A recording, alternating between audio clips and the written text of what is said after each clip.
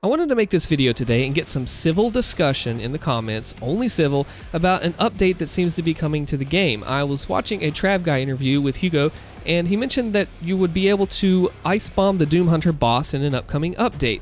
Now, I think this is something that we really have to tread carefully with. I want to talk about what I think of the pros and the cons and what we can think about this from a combat perspective. So, the idea, the premise behind this change is that it is not good game design to be able to come to this Doom Hunter boss for the very first time, and then you throw an ice bomb, and then nothing happens, and then you're like, oh, and then you're stuck. But the thing is, I get that. I agree.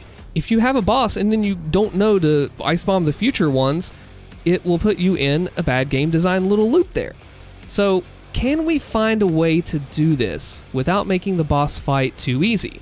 Now, I know that Hugo had mentioned that if you don't have a full ice bomb upgrade loadout by this point in time, so it's not really that big of a deal.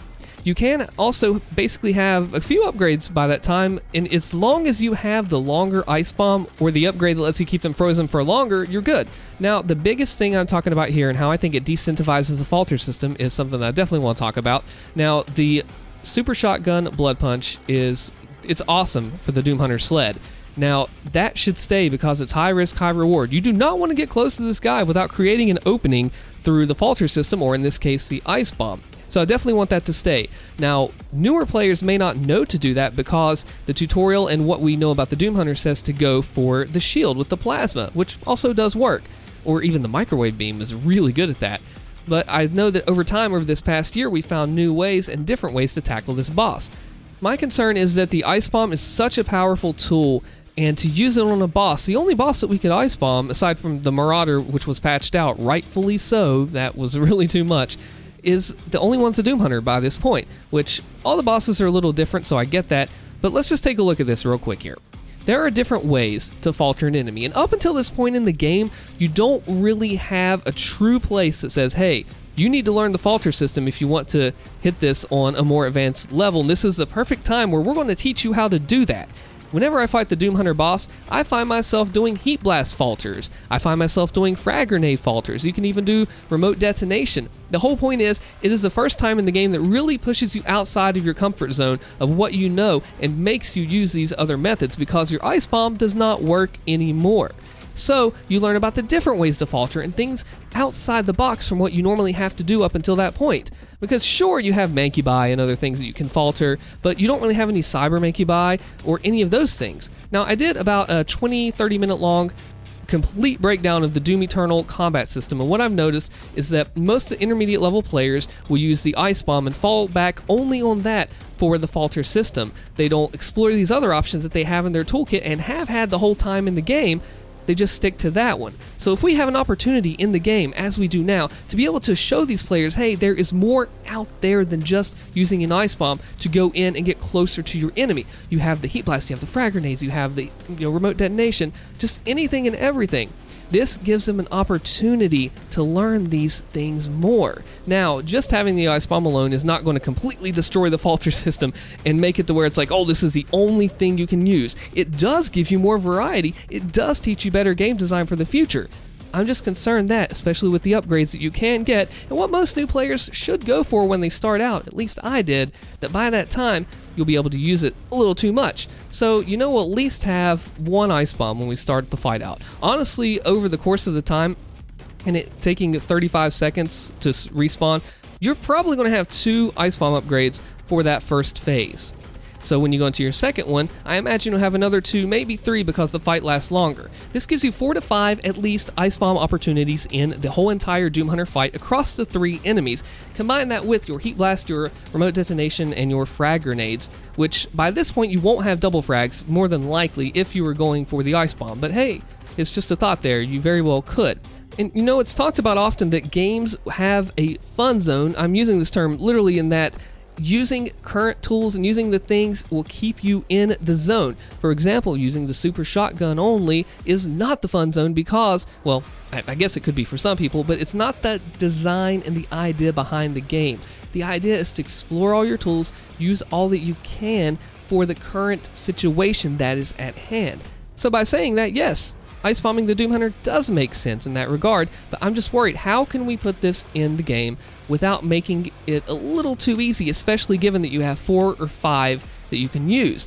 Now, I even have even more strategies that I use on the boss that help get this further along, and I don't expect someone that is just playing the game for the first time to go in with all these super advanced strategies. If you consider that, if you go try this next time, go blood punch the Doom Hunter's sled and hit him with the super shotgun. When you drop down for the second phase, just go spawn camp him, just run up, boom, blood punch, super shotgun, and you'll take away nearly half of his health, giving us 4 to 5 more opportunities to take away that huge chunk of health is massive. But how do we check this good game design of having the ice bomb, teaching the player in the future that you can do this? And how do we do that without making the fight too easy, especially if the player has upgraded their ice bomb? How do we do that? That is the answer here. I am okay with teaching the player. I want to teach the player how to play the game. But I think the core difference lies in that the Doom Hunter boss is different than the mini-boss variants. If you play Duke 3D, the Battle Lord and the Battle Lord Jr. from back in the 90s, they are just different. Of course, it's a little different than Eternal, obviously. So how do we do this? Maybe the tutorial could be altered or something to be able to get that message across, to get that point across, because, like I'm saying, the tutorial incentivizes the player to go for the shield, which is, like I mentioned, through the heat blasting, the plasma, the microwave, and that's good because it really gives you a way to use the plasma and treats this as a multi-phase boss fight. You get rid of the shield, you knock him down there, he's off the sled, now you have to fight 2 more and do the same thing, what you just learned, but double in a different arena, and then when one dies, more stuff spawns in. It really escalates properly and in a good manner. But the only thing is, we've gone beyond that point to where we rely on the shield and the plasma, going straight for the sled with even micro missiles, which is super good, or precision bolt rocket, or even just SSG, just anything seems to be the go-to. So even without that whole toolkit that we have, even without the ballista, there's still plenty of options to be able to hit the Doom Hunter in the way that's not necessarily intended in the tutorial.